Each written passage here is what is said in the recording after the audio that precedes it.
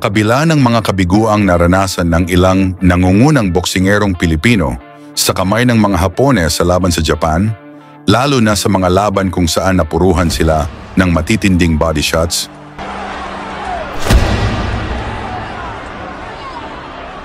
mayroon pa rin tayong matapang na mandirigmang handang dumayo sa Japan at hamunin ang mga Hapones sa kanilang sariling teritoryo. Isa na rito, itong nagmula sa angkan ng mga matatapang na alaga ng dating 2 Division World Champion Jerry Peñalosa. Ito ay ang undefeated na si Kenneth Lover, 21 taong gulang, isang batang may malaking potensyal na maging world champion. Tubong General Trias, Cavite, kilala siya sa tawag na Lover Boy. Meron siyang malinis na record na 13 panalo, walang talo at 7 knockouts. Matapos ang kanyang 12 sunod-sunod na panalo sa Pilipinas, naging Philippines champion si Lover at nakuha rin ang WBA Asia Bantamweight title nang talunin niya ang Chinese boxer na si Cheng Yang.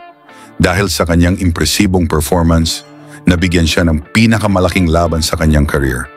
Lumipad ang kampo ni Lover sa Japan upang harapin ang Hapones na si Tulio De Canarudo na may record na 8 panalo, 2 talo at 4 na knockouts.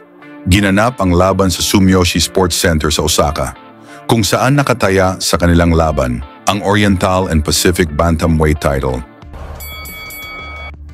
Sa pagbungad ng unang round, ang Pinoy na si Lover ang naka-southpaw stance. Agad na inatake ni Lover ang Hapon, hindi ito natinag sa sigawan ng mga Japanese fans. Good straight face of Tulio. Definitely got para kay Lover, setting up the momentum, magandang combinations para rin hindi makaset up yung kalaban niya from Japan.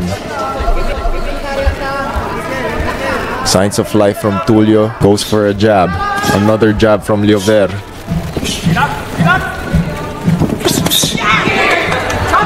That is a jab and a straight from Lover.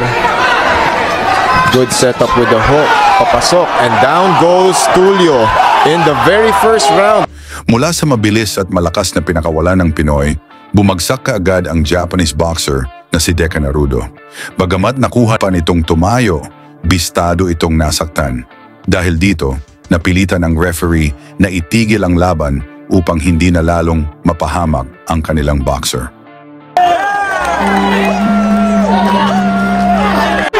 Bagsak po ang kalabang Hapon, and that is it. Panalo si Kenneth Lover via technical knockout sa unang round at opisyal na itinanghal bilang bagong Oriental and Pacific Bantamweight Champion. Sa ganitong klaseng tagumpay, may tsansa kaya si Kenneth Lover na maging isang world champion sa hinaharap? Ibigay ang inyong opinyon sa ibaba. At isama nyo na rin ang inyong lugar para alam natin saan na umabot ang videong ito. Lagi niyong sundan, huwag magpapahuli. Pag-usapan ay bakbakan, balita niya at laban. Mga Pinoy na di nagpapagapi. Salamat sa mga suporta na lagi nandyan.